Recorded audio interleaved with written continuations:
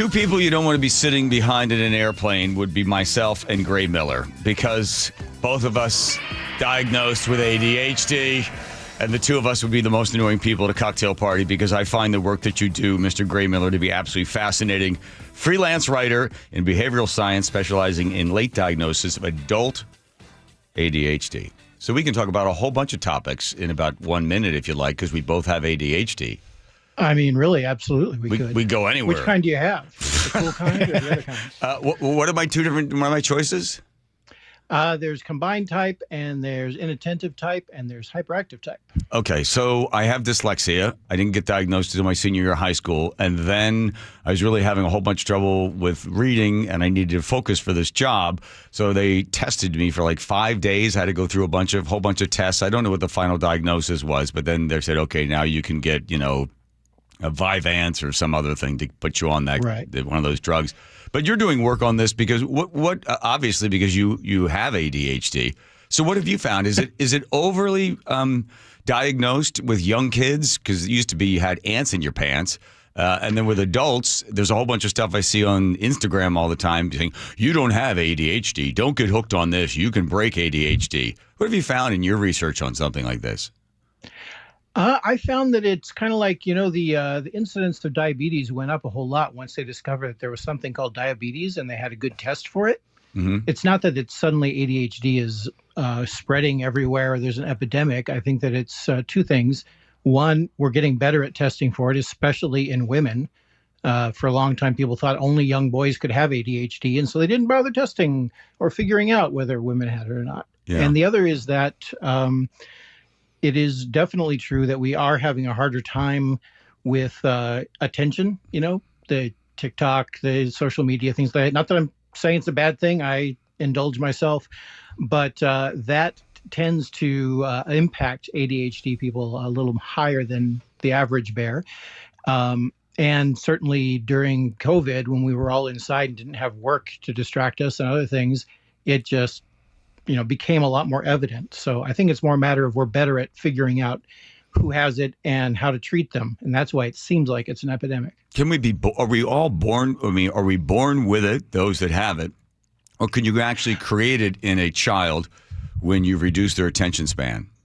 Well, I should have started this out by saying I am not a medical professional. Okay, either am I. It doesn't matter. Research that I read. Yeah. Yeah. So, I do not believe that you can instill it in someone. I think that it certainly can be aggravated, or there are certainly environments that are conducive to it and things that are to treating it.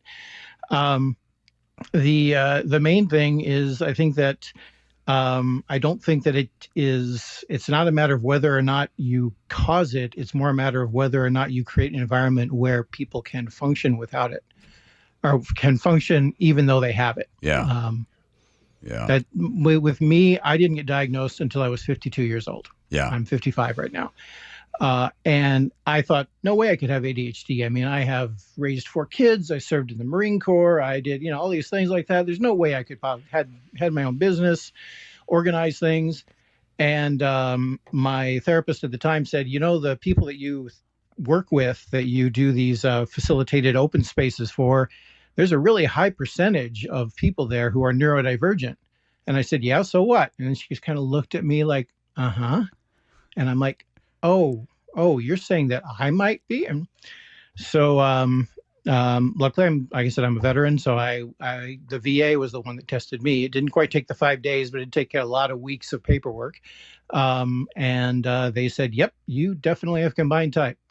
And so I was like, oh, I don't know if you had this happen in high school, but the chorus that everybody says is, oh, that explains so much. I had people that have known me for decades. They're like, yeah, of course you have ADHD. And I'm like, well, why didn't you tell me? Yeah, they just want to break it. They're also not doctors. Let's talk about some of the work that you do. I saw a study that was done, Science and Nature, two of the big publishers of all sorts of psychological experiments. They decided they took some of the biggest ones that they did, and they said, can we repeat these to see if they're true? Of the 20 they looked at, I think 8 of them could not be reproduced. And then then people started looking closer at these. Was it a peer review problem? Well, it's just quick to get them out, to get them studied, to get them clicked on, so people will, read these things. And then in the world of tenured professors, publish or perish. So get as much stuff out there, keep getting stuff out there. I like how you dug into the famous marshmallow test. I'll just play a quick cut for you. I don't know which one this is from, but this is a famous, was this from Stanford? Is that where he came from? Stanford originally, yeah. Dr. Michel. This is a recent recreation. This is a recent. They're always recreating this thing, basically. Here we go. All right, here's the deal. Marshmallow for you. Little kids are sitting there. You can either wait, and I'll give you another one if you wait, or you can eat it now. When I come back, I'll give you another one, so then you'll have two. But stay in here and stay in the chair till I come back, okay? All right. Fun music while the kids are staring at the marshmallows. I'm gonna go do something, and then I'll come back. It smells yummy. It smells really good.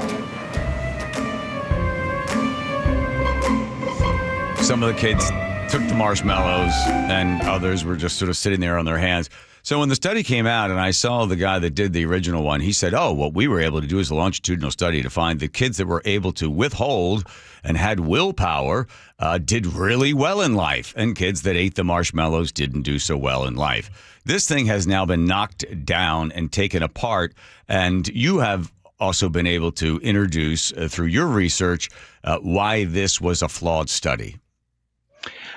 Yeah, there were a lot of different flaws in it. And, the most obvious one is that, due to budgetary things or just maybe convenience, he used the closest population of children that he could find, which were the children of his grad students. Mm-hmm. And what a surprise, children of Stanford grad students do better in a longitudinal study than, say, other people. Yeah. What people found is when the research indicated that when they corrected for all these socioeconomic factors, there was really no difference, except in other studies that were similar, that whether or not the child had trust in the authority figure that they were going to keep their promises.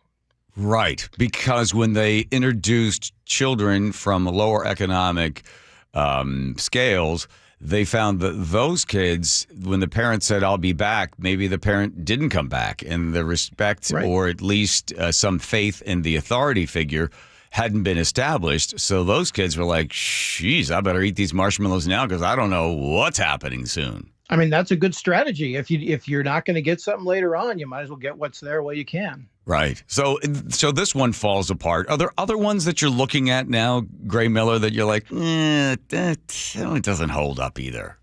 I mean, the most recent article that I did, and the one that I wish was true was Dunning-Kruger. Everybody says Dunning-Kruger Effect, Dunning-Kruger Effect. And I wish it was true. I wish that the people that sounded authoritative were the most likely to, not know things.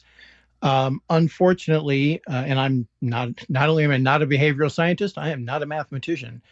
But from what I remind everybody what Dunning-Kruger oh yeah, that's right. came to. The summary of what they said, really the opening of their particular idea was that the less someone knows about a subject or skill, the more confident they are in their aptitude and mastery of it, and vice versa. If they know a whole lot about it, the more that they know, the more they realize they don't know, and so they're not as confident about things. And then the other one that I know you dug into was it the 100,000 hours? Is that what was that? The 10,000 10,000 hours. Yeah. Malcolm Gladwell has that one. Yeah, well, so he's kind of like me. He writes about other people's stuff, and in this particular one, he did a study by Anders Ericsson, a Swedish researcher, who studied specifically ideas of practice, how much people practice to do things. And rather than go into the depths of all the elements of Professor Ericsson's work, Malcolm just said, you know what, it's catchier just to say if you do 10,000 hours of practice, you'll be an expert. And so instantly hustle culture said, hey, All you have to do is 10,000 hours, 8 hours a day for however many days that ends up being. But the thing that Malcolm left out, with all due respect to Malcolm's, work, is that 10,000 hours, it's an average, and it was only really of a particular skill of playing violins. And if you practice 10,000 hours, the people they studied, they weren't masters, they were just better at it. But I think the most important part, well, the first time I studied this, the most important part was it had to be 10,000 hours of deliberate practice, not just doing the same thing and not really thinking about it, not muscle memory. It had to be like, what did I do wrong? How could I get it better? And now even more important is the fact that they also left out that it also needed 12,500 hours of deliberate rest, which is not sleep. 30,000 hours of sleep, apparently. But 12,500 hours of deliberate rest where you are deliberately doing things that recharge you, that refresh you, and make you ready to do the next bit of deliberate practice. And that's kind of left out, I think, a lot. Yeah, so that's my problem. I'm so close to being Michael Jordan 2025. I just got to get the rest in there. You dig in deeply into breaking apart and having a better understanding of willpower. It is something that everybody, if you just had more willpower, you would succeed. Willpower is just, it's the engine. And you just need to sort of, retune your engine, and then you can achieve just about anything because willpower will get you through. Yeah. And it reminds me of a instructor I once saw who was talking about chi, and he said, I don't believe in chi, but I find it very useful.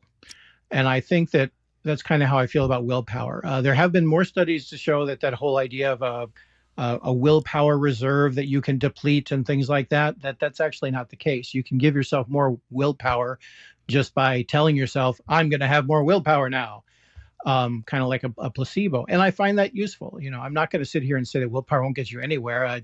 Again, I served in the military. I was a freelancer for a long time. I work in the nonprofit field now. There takes a lot of willpower to keep going in those things. But at the same time, I don't think that the way that it's portrayed, like you described it there, of just have enough willpower and the secret and you'll be able to accomplish anything. No, it's a more nuanced cocktail than that. I was reading how willpower is broken through commercialism, and the greatest examples I was reading about was in grocery stores. So grocery stores are intentionally kept cold. They're very, very bright. They are made to be uncomfortable. The milk is in the back. And the reason milk is in the back is the number one product that people go in for and buy at least once or twice a week. They make you walk all the way to the back to get the milk, so you have to pass a bunch of stuff. They place the really sugary cereal in the bottom aisle because that's where kids see it. And they know by the time you get to the checkout line, you are tired and your brain is sort of overcharged with a whole bunch of stuff. So you're weaker at that point. So you're more likely to pick up a snack as a treat to yourself because you completed the list and bought everything you're supposed to buy. So they have figured out how to break willpower, or at least use it to their advantage in order to sell you more stuff. There's one more that you didn't mention there that has to do with the design of the aisles and the signs. They used to have this, the what's in the aisle, the sign would be on the corner. Yes. But now it's in the middle. I can't verify this. I didn't look at the study, but I read it from a reliable source that apparently they redesigned it so that the signs are in the middle of the aisle. So you have to kind of look down to see it. And they make the font small enough. You have to go a little bit into the aisle in order to actually read what's there. And by then they have you.